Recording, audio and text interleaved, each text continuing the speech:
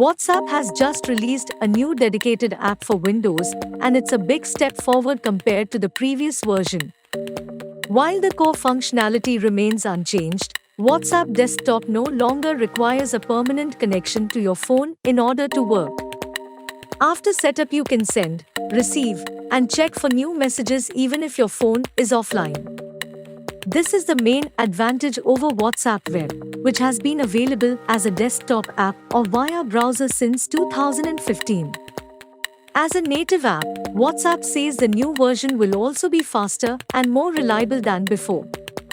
It can be installed on up to 3 devices as part of WhatsApp's multi-device feature, although this still doesn't include tablets running Android or iOS. As well as being more independent, WhatsApp Desktop has also undergone a subtle redesign. The cleaner interface means it's more in keeping with other Windows 11 apps and looks less like a magnified version of the mobile app. All the main features should still be in the same place though, so there will be no major learning curve. The app is available to download now from the Microsoft Store on Windows 10 and Windows 11. WhatsApp says a native version is also on the way for macOS, but it's not clear when that'll be available.